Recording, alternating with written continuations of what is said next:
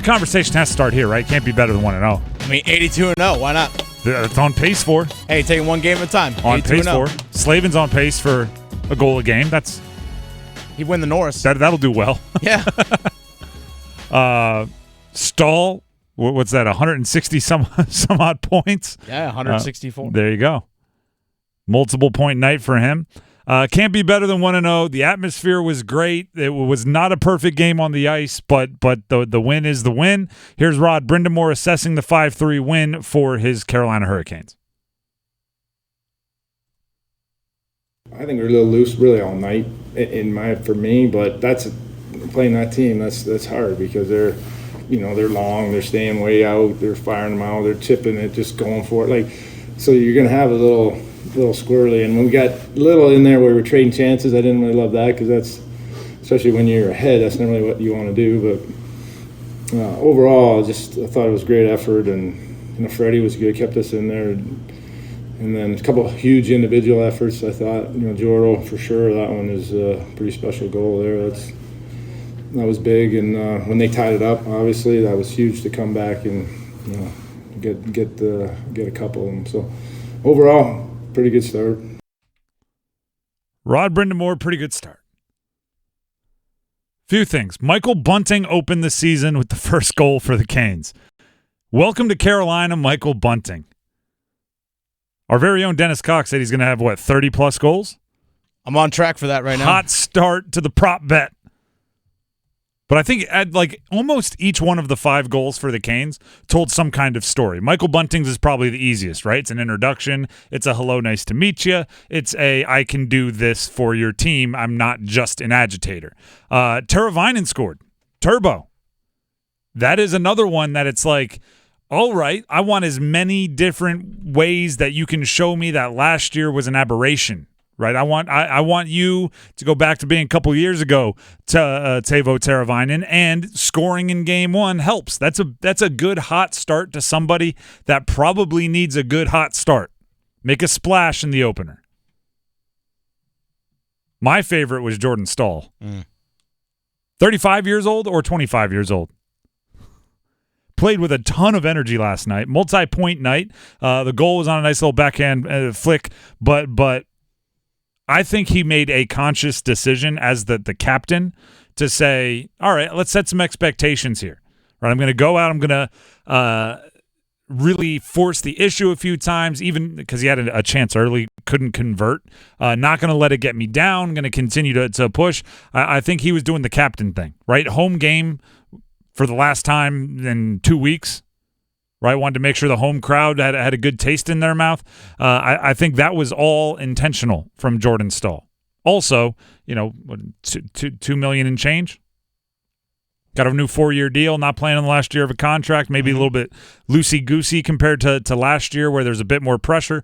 I was really impressed with Stahl.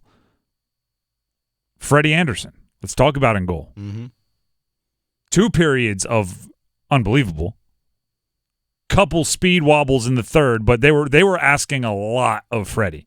He played great overall. And for most of the game, he played very, very well, which is, in a game 1, right, obviously the defense was still getting their feet wet, right, getting their ice legs back, I guess you could say. And when that's happening, if your goalie can buy him some time to figure it out, that helps a lot. And I don't think it's a surprise that 2 of the goals we haven't talked about came from the defense. They basically said, we know we were dependent on Freddie a little too much. We know that, that was a big part of us giving up those 2 tying goals there. We're going to bail out our defenseman buddy in Orlov, who made a bad decision. And then Slavin scored, and Shea buried it from distance. Reverse order, but yes. Yeah. Few things. Slavin, do you think he's thinking I need to score for the Norris Trophy? Yeah, if he actually wants to be considered for it, because it's amazing to be considered the best defenseman in the NHL, which is what the Norris Trophy is given to. You have to score goals. And you have to put up a lot of offensive points to be considered the best defenseman. In a lot of ways, last year you could have argued he was the best defenseman, but he didn't put up the scoring total. Yeah. So now he's coming out. Fine, I'll take care of it early. He's going to have 20 goals in the first half of the season. Then I'm going to go back to playing how I want to play. Is that enough for you? And Shea buried it from distance. It was that one was maybe the prettiest of the bunch. It was a beautiful one. And here's the thing. The Canes last season led the entire NHL from goals from defensemen. So it's fitting that 40% of their goals last night came from defensemen. Yes, and the two most needed, right? Mm-hmm. You're up 3-1. You give up the 2 goals. Like I said, a little bit of sloppy play, very quick, kind of back-to-back goals, 3-3. And you'd like to think that you have maybe a dynamic forward or a center to go, all right, we need a goal. We need to get this back under control. I'm just going to go make it happen. But it turned out to be the defense that did that. Granted, the puck movement that set up definitely Shea's, but actually both. The puck movement was a big part of it. So it's not like they went out there and did the whole coast to coast thing all on their own. But I was very impressed with. Do I even have to say it? Like, I was impressed with the mental abilities of the Canes. I mean, it's proven so many times, right? You don't just who they are. Exactly. I think there's a lot of teams that are less seasoned, less veteran, less experienced, that opening night, first of all, felt like a playoff atmosphere. Yeah. Right? The energy was high. The swings of emotion were high from outside the boards, right? The fans and everything were really riding with it. I think there are a lot of teams that when you're up 3-1 and give up those 2 quick goals in an environment like that, and you feel kind of everything in the room swinging, get a little bit more rattled.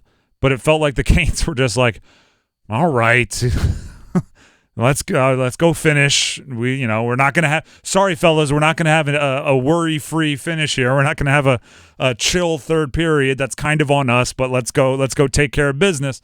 And that's exactly what they did going into a long road trip, which, just shows that thing that they have hasn't changed. It's like they picked up where they left off, just about. If there was one thing that felt a little different, I'll give you – And actually, Dennis, maybe you caught something different because you were obviously there as well. I thought Aho might have been pressing a little. Maybe. Game one, new big contract, a lot of pressure. Felt like the chances he took were either forced or maybe a little jumpy. But again, when you're on that team with that many players that can help bail you out, it's less of a big deal. It's like, all right, find your footing. We got you until then. And there was some sloppiness, like I said. We'll talk about that a little bit later on in the show. Some new guys maybe, or new guy having some speed wobbles, I'll call them, just some things that looked a little unsure. But overall, great night. 1-0, can't be better. A little chippiness, too, yesterday. How much of that is Ottawa? I don't know, but Carolina wasn't backing down. No, D'Angelo was offering to drop him. He was walking over there with the glove off the hand, holding it like, I'm ready. You want to take this? Or skating over there. Like, I'm ready. Obviously, what was it? Bunting was jawing a little bit. Oh yeah. Martinook got a little mix up. They're equal opportunity. Everybody can get some, which I appreciate. And like I said, the emotions were high in the room. Like, just in the building, everything was heightened. And it was a fun time.